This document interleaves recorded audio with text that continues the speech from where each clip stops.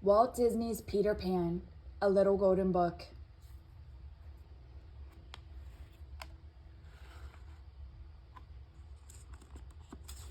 Walt Disney's Peter Pan. In a quiet street in London lived the Darling family. There were Father and Mother Darling, Wendy, Michael, and John, as well as the children's nursemaid, Nana, a St. Bernard. At bedtime in the nursery, Wendy always told wonderful stories about Peter Pan and Neverland, a magical place with mermaids and fairies, and wicked pirates too. John and Michael liked best of all to play pirate. They had some fine slashing duels between Peter Pan and his archenemy, the pirate Captain Hook. Father Darling did not like this kind of play. He blamed it on Wendy's childish stories of Peter Pan. "It is time for Wendy to grow up," decided Father Darling. "This is your last night in the nursery, Wendy girl." All the children were much upset at that. Without Wendy, there would be no more stories of Peter Pan. That very evening, who should come to the nursery but Peter Pan and a fairy named Tinkerbell. It seemed Peter had been out looking for his lost shadow. When he overheard that Wendy was to be moved from the nursery, he hit upon a plan. "I'll take you to Neverland with me to tell stories to my lost boys," he decided as Wendy sewed his shadow back on.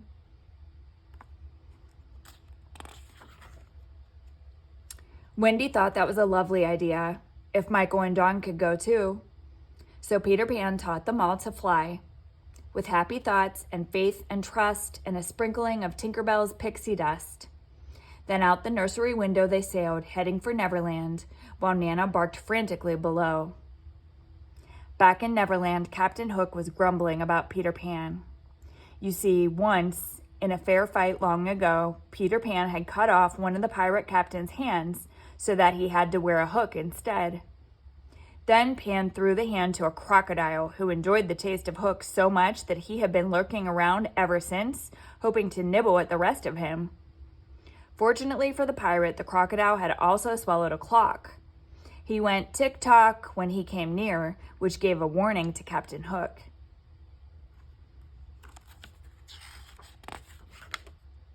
Now, as Captain Hook grumbled about his young enemy, there was a call from the crow's nest. "Peter Pan, ahoy!" "What?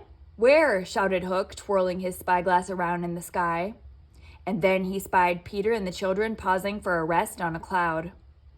"Swoggle me eyes, it is Pan," Hook gloated. "Pipe up the crew. Man the guns. We'll get him this time at last." "Oh, Peter, it's just as I've dreamed it would be, Mermaid Lagoon and all," Wendy said as a cannonball ripped through the cloud beneath their feet. "Look out!" cried Pan. "Tinkerbell, take Wendy and the boys to the island. I'll stay here and draw Hook's fire."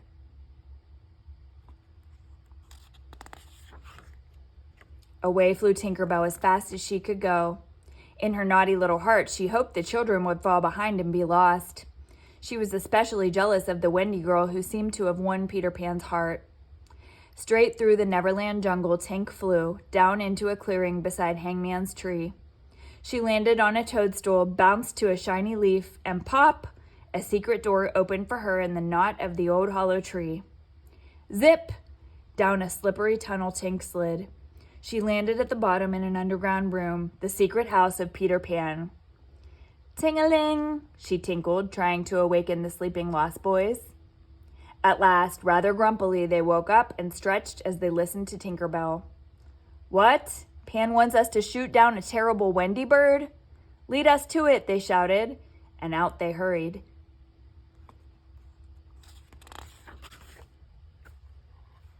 When Wendy and Michael and John appeared, flying wearily, the lost boys tried to pelt them with stones and sticks, especially the Wendy bird. Down tumbled Wendy, all her happy thoughts destroyed. Without them, no one can fly. "Hooray! We got the Wendy bird," the lost boys shouted. But then Peter Pan arrived. How angry he was when he discovered that the boys had tried to shoot down Wendy, even though he had caught her before she could be hurt. "I brought her to be a mother to us all and to tell us stories," he said. "Come on, Wendy," said Peter. "I'll show you the mermaids. Boys, take Michael and John to hunt some Indians." So Peter and Wendy flew away, and the boys marched off through the forest, planning to capture some Indians. There were wild animals all around, but the boys never thought to be afraid, and not a creature harmed them as they went through the thick woods. First, we'll surround the Indians, John decided. Then we'll take them by surprise. John's plan worked splendidly, but it was the Indians who used it. Disguised as moving trees, they quietly surrounded the boys and took them by surprise.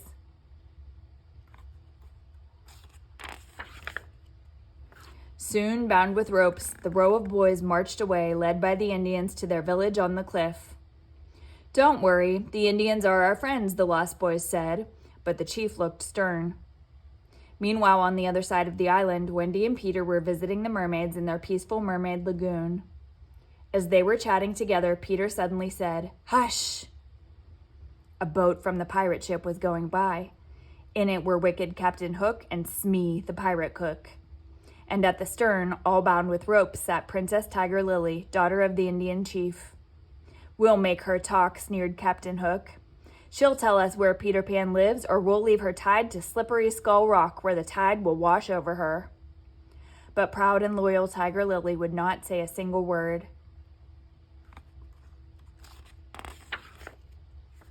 Peter and Wendy flew to Skull Rock. Peter, by imitating Hook's voice, tried to trick Smee into setting Tiger Lily free.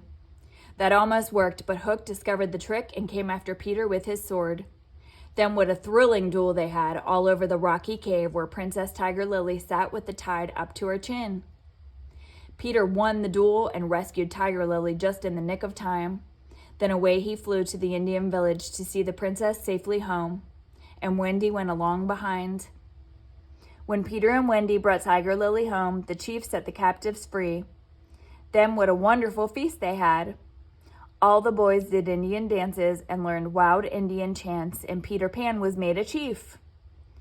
Only Wendy had no fun at all, for she had to help the squaws carry firewood. "I've had enough of Neverland," she thought grumpily. "I'm ready to go home right now."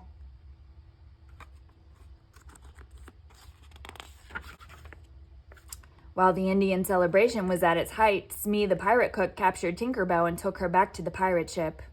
He presented Tink to Captain Hook.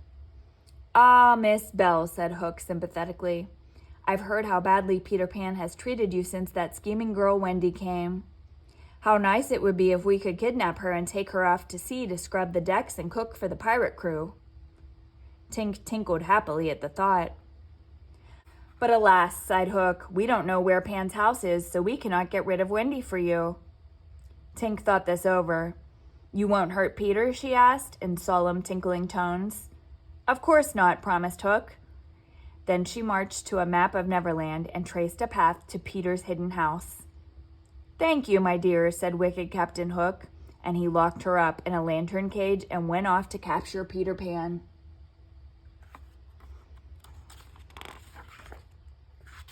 That night, when Wendy tucked the children into their beds in the underground house, she talked to them about home and mother. Soon they were all so homesick that they wanted to leave at once for home. Wendy invited all the Lost Boys to come and live with the Darling family. Only Peter refused to go. He simply looked the other way as Wendy and the boys told him goodbye and climbed the tunnel to Hangman's Tree. Up in the woods near Hangman's Tree waited Hook and his pirate band. As each boy came out, a hand was clapped over his mouth and he was quickly tied up with ropes. Last of all came Wendy. Zip, zip, she was bound up too, and the crew marched off with their load of children back to their pirate ship. "Blast it," muttered Hook. "We still don't have Pan." So he and Smee left a wicked bomb wrapped as a gift from Wendy for poor Peter to find. Very soon, they hoped, Peter would open it and blow himself straight out of Neverland.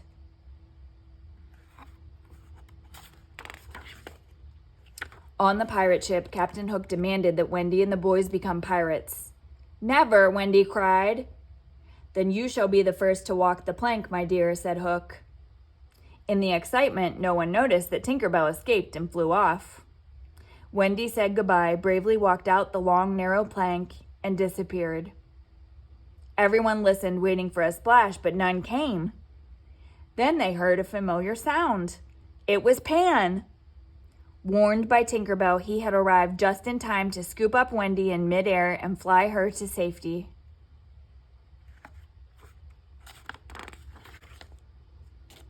"This time you have gone too far, Hook," Peter cried. He swooped down from the rigging, all set for a duel. And what a duel it was. While they fought, Tinkerbell slashed the ropes that bound the boys, and they beat the pirates into jumping overboard and rowing away in their boat. Then Peter knocked Hook's sword overboard, and Hook jumped too.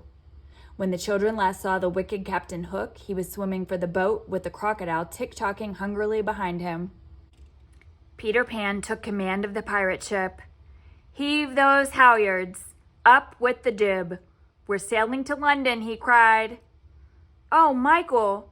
John!" cried Wendy. "We're going home!" And sure enough, with happy thoughts and faith and trust and a liberal sprinkling of pixie dust, away flew that pirate ship through the skies till the gangplank was run out to the Darlings' nursery windowsill. But now that they had arrived, the Lost Boys did not want to stay. "We've sort of decided to stick with Pan," they said.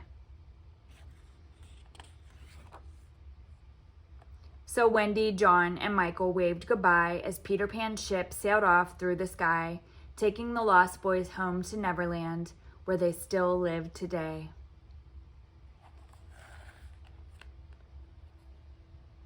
The end.